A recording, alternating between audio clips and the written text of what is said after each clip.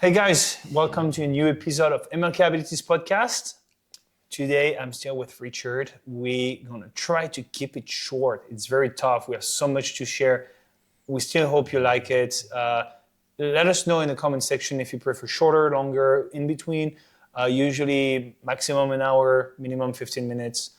15, 20 minutes is what we try to aim to keep it condensed and the right amount of information as well. Remember to share, to review it. That helps the podcast to grow. Please take your time to do it. It helps us a lot. So we hope you're going to do it to help us.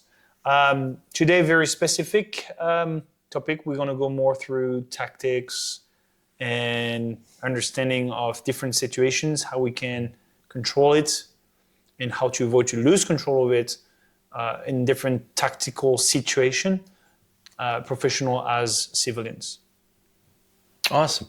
So today, I think we were discussing that we wanted to talk about the difference between containment, when you're talking about CQB, or divide and conquer. And it can be in so many different ways. So containment, why do we use containment? And all the different ways you want to contain something so it doesn't spread out. We all have reasons for that. There's multiple different reasons, and we'll discuss. In the divide and conquer, sometimes when you divide things up, it's not in your best interest. Sometimes you want to divide the alpha out. Yeah. So once you want to divide the alpha out. So have you got any scenarios that you want to talk about or explain that more? So as I mentioned just before, it can happen in any situation. It happened to me in fighting situation in the street, where as soon as you spot the alpha, well, there is different way to divide and conquer. Like you can put the alpha down, which usually, the rest of the crew won't follow anymore. They'll be like, oh, the alpha is down. What do we do? Because they are followers. Or you try to contain them in a specific room, or maybe through a specific conversation if you're a negotiator as well. So it doesn't have to be physical. It can be also vocal and through conversation and having the right approach to de-escalate a situation or escalate it, depending what you want to do. Because in the end, it's controlling your environment. So you play with the parameters. So you can make them lose control in many ways. In a CQB environment, which is our specialty.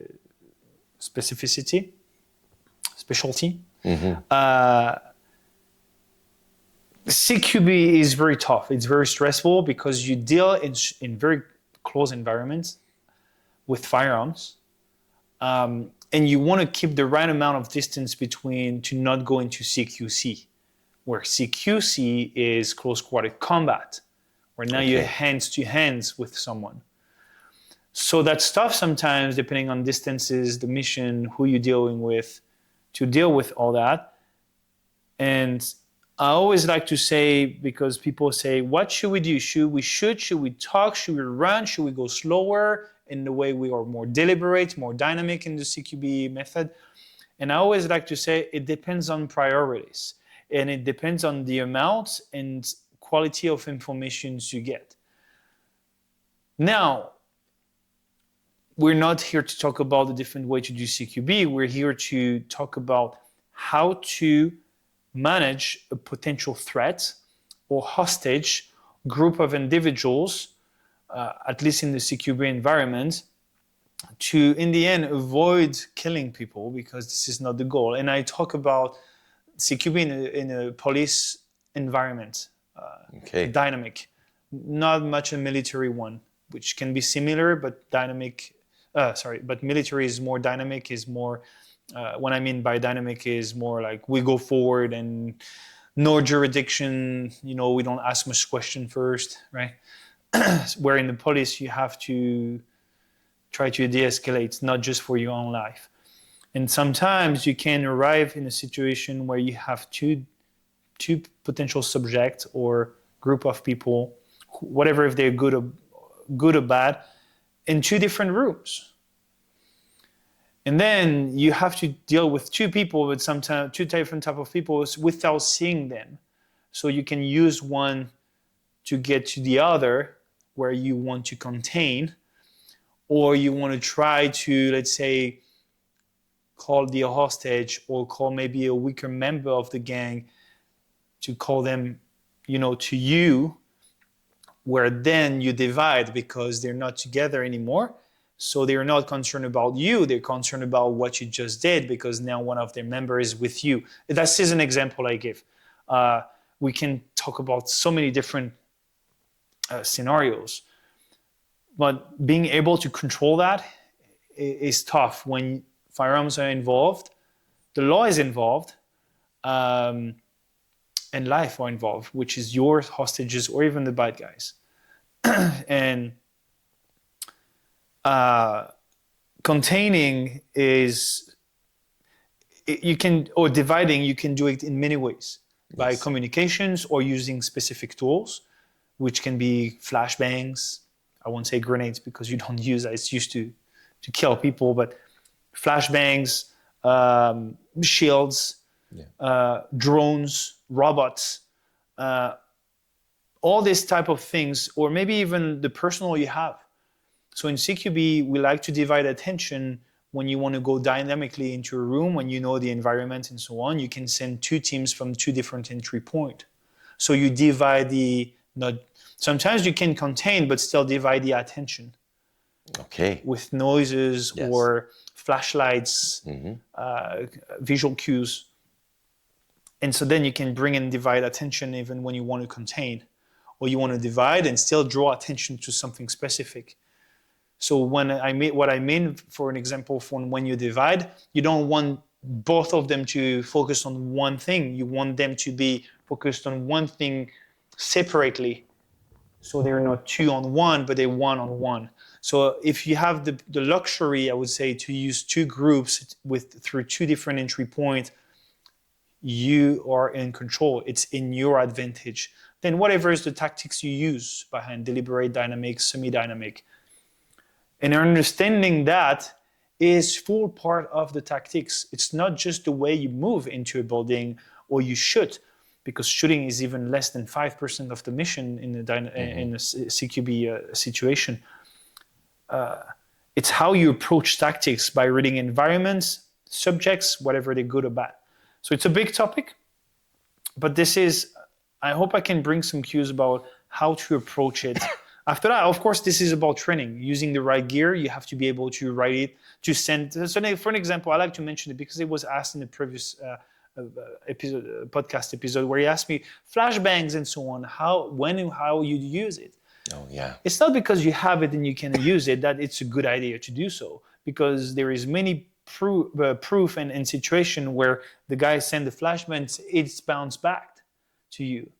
It's bounced back to you. So then you are flashbanged, right? So using the gear requires training, but also negotiating, communicating requires some training and some knowledge, having the right tone when you share something, when you're under stress, being able to being comfortable or calm in a stressful situation. Also reading the patterns and the layouts in a building. How can I use the environment in my favor without being exposed to when I want to divide? So when I want to divide to being able to contain, I want to divide to being able to control one subject instead of two at the same time without exposing myself to the potential of the threat that is isolated over there.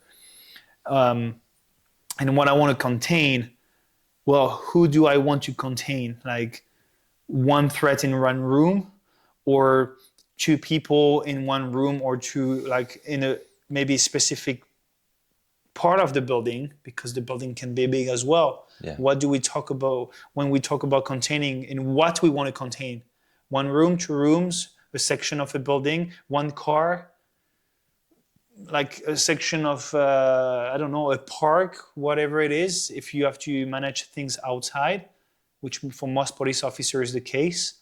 You want to contain someone close to your core or to their core? And what if there is another core, another person involved into it? How do you make sure you want to divide or contain them to keep control, especially when you have to act by yourself or you just have a lack of personal to help you or backup? Yeah. I don't know what you think about Yeah. it. Hey, quick break. I hope you enjoyed the show. I just wanted to let you know, guys, we're super grateful for your support and listening to us. If you want to help us to maybe enhance the quality of the podcast, to spread the word to more people so we can have maybe other invitees on the podcast, I invite you right now to subscribe and share the podcast and also leave a review to help the algorithm to help and push the channel. As well, if you want to support us in a different way, you can also buy our merch. Our merch is available.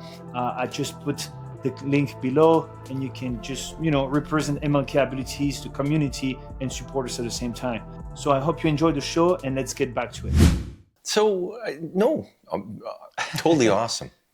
So sometimes you have to identify the alpha and who's followers.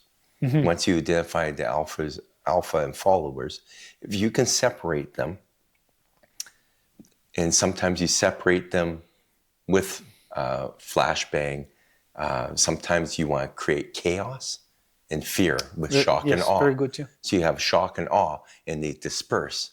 And now you got the guys that are easier to control because you have the alphas there, mm-hmm.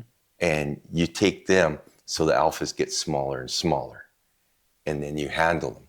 Sometimes you want to take the alphas out if the opportunity is there quickly, and then everything's shut down, and that's your greatest scenario. But alphas sometimes create followers and push them in front. They use them in. They use them as shields, right? Yeah. So, and so the flashbang takes your senses away for a brief moment, and it's a really great tool to get in there really quick when you have to do something. So it's really good to scare the shit out of people, and you can do that with shooting gas with guns, and dividing up. You can put smoke screens up. It's used a lot in riders where you want to divide or contain to arrest. Yes. Mm-hmm. And then you start, and sometimes when you want to divide, you want to divide small group off, mm-hmm. and keep the big group together, and then just keep on doing that and pick away at it. Or sometimes you want to divide them totally in half. and depends on the landscape that you can put them into a corner, and the guys that will run, you give them escape route and get them the frick out of there, and then you focus on what you need to focus on. The thing is, sorry I cut you, but the thing is with this kind of dynamic operations or way to intervene, they have to be planned. It's not something you can decide just right now, okay, let's do this way. Well, where do we send them? Are we aware of the environment? And it brings it back to the CQB, but also in an open environment. The more you want to contain, or at some point it's because you have the time to do it, or you have the luxury with the gear, the tool, the personal, but you have to plan it. It takes time to plan and set up, and then to take action. And it's not something you think over your head and be, let's do it. Well, no, we have to plan. And sometimes you have an oversight. That's someone that has a different position that can see things. You're on the ground level, and someone can see things from an oversight, and they're giving you commands. Sometimes you don't. I'll give you an instance of 4 guys that wanted to rob me. Okay. I had no help. I was at a gas station, and they wanted to rob me. So I had to separate and conquer. So I had to separate the alpha and take them out really quickly. Then the other guys were easier for me to deal with. They didn't rob me. I actually ended up with their wallets and a pair of cowboy boots. That's just good luck and attitude. Yeah. That's all. Wow. That's all. No major skills. Good luck and attitude. But I gave them that shock and awe. And so you work that with the 4 guys, or you work that with a riot, or you work that with guys that are in a building. Could you do that also with CQB? It's tougher because in CQB, remember, we deal with firearms. And so the result of if you decide to pull the trigger or not have bigger impact than you think. So it's two scenarios and situations that can look like the same, but they are still very different, like under the law or even in a human point of view. Like it depends on what you're capable to do, what you have the right to do or not, what's the potential outcome. Even for yourself, don't get me wrong, like what you did is great, but it could have been worse. I mean, and I know what you're talking about, because what I'm sure you did is you hit hard and fast the Alpha 1. The shock and awe. Right? Yeah. So the guys are like, geez, the Alpha is down. What do I do? Because I rely on him. It happens many times to me in street fights, where as soon as you see the Alpha, and this is what I teach again through the self-defense courses, spot the Alpha and deal with him, no one else. Whatever is, you have to try to negotiate or to hit hard and run. Usually, as you say, when you hit hard and run, you're never followed because they're not courageous. Now, in a law enforcement environment, you most of the time have more power with the tools, with the authority you have, where you have a lack of control and empowerment because you don't know the layout, you don't know the building. This is not your place. You don't know what they hide, where they hide, what do they use or not. So it can be used in your advantage, but also against you. That comes with training, but it doesn't allow you. It's not because you have firearms and you have jurisdiction or authority that you can do whatever you want. Even if the law say like at this moment you can, the outcome can be very different in a second, depending if you pull the trigger or not. Maybe you did the wrong identification because you were under stress because of everything that was involved. So then divide and conquer or containing can be a good or bad decision as well. Well, sometimes your divide and conquer is to contain. Yes. And To connect a specific individual group of people, yeah. And then sometimes your containment is to set them up for divide and conquer. Yeah, so they divide each other. Yes. Also, another thing I'd like to add, just before you mention something important, is you can still so for an example, and everything is linked. I love it. You say you can contain to then divide inside, so they can be mad at each other and then be deorganized, and this is chaos. And then you take advantage of that chaos to bring structure in that group. So then they follow you and you become the Alpha directly. But you can do it by dividing it physically. For an example, taking one person, so you contain, you identify, then you separate again. But you can also do it verbally.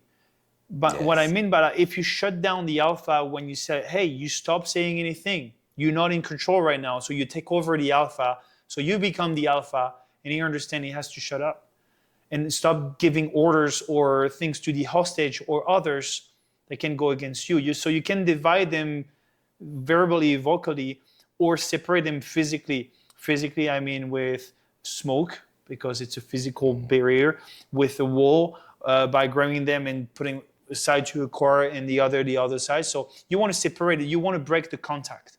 Yeah. That's the goal. Because by the time there is communication between these two, and if you're by yourself, they have power over you. They are two against one. And if you divide them up mentally, it's so much easier to divide them up physically. When you break them mentally, when you make them understand that your plan won't work, you make them think more and they start to stress, because time is a luxury or not. So as soon as you have a lack of time, and not just for them, but also for yourself. That's why in tactics, there is not just one way to do CQB, deliberately or dynamically. This is the environment that decides. In the environment, what I mean is like the people involved. It can be I don't know, you hear someone screaming somewhere, well, it becomes the priority. Maybe you need to speed up because this is over there. You don't have to clear all the room. This is not your priority. Even if there is people, well, you tell them like you can still have power and try to contain them in a place while you, at the same time, when you contain them, you divide the two different situations where here it's safe, you have to save them, but over there you have to intervene right now, but to make sure that they don't interfere with that situation over there, because now you lose control. Yeah. In a school shooting, for an example. Yes. Unfortunately, what happened is, and what happened all the time, you have one individual, and the goal for you is to contain, but also to separate. You want to make sure everybody's safe outside or in a room where they're safe, a safe place, where you still want to prioritize the threat and kill it the fastest possible. But it doesn't mean you have to dump yourself into that room where it is, because now you become a liability, you're down, and you didn't do your job. And if they have hostages, you have to be able to have a really good de-escalation plan, or a plan to use tools to divide attention to then maybe do the one shot you need to do to put him down. And a quick, I know we may go through too long. Again, we try our best. I'm very passionate about it, and you are too. Last time I did a demonstration doing some CQB, and we do scenarios preset, and I knew there were one guy, but I knew I had to potentially save him. It was a kind of a veteran, like under strain in a suicide situation. And I arrived to the last room, so I took time to clean it pretty well. But I saw there were a gun on the ground, fully open, nothing in it. It was right at the door frame, at the threshold. But what I decided to do, and this is tactics, how to divide to conquer. Instead of not doing nothing with that gun, I decided to use it to divide attention. I had to clear one corner. And if that guy was waiting for me in that corner, what I had to do is like divide the attention. So what I did, I positioned myself after clearing the room from the outside, kicked the gun into the room. That one's like, straightforward in it. And what I did is I attacked the angle at the same time, because it's a matter of seconds. Mm-hmm. Why did I do that? Kick the gun that was on the ground. He's divided by the extra half second I have by the time I kick at the same time. Well, he wasn't in the corner, but if he was in the corner, I would have that millisecond would help me to treat him first. Yes. Before he sees me. So this is also how you use divide and conquer, by using tools. It's not just communication, buildings, and so on. This is equipment and understanding and being smart and have critical thinking of how to use your environment in your favor. Yes. Because the situation is not always as you think it's going to be.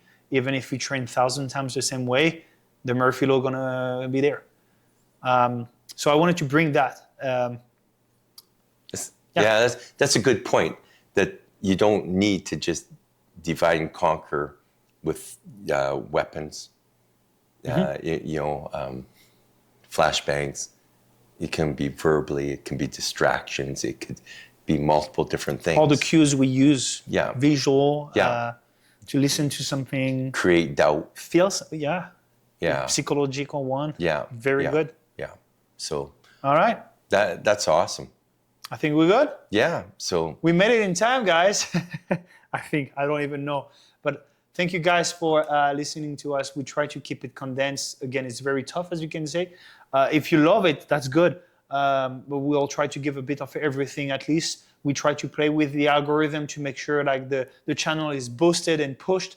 And talking about that, click the subscribe button, subscribe to our channel, share, leave a review. Again, if you like it, right? We don't force you anything. Leave a comment, but please share it. And thank you for your support by listening to us. It's much appreciated.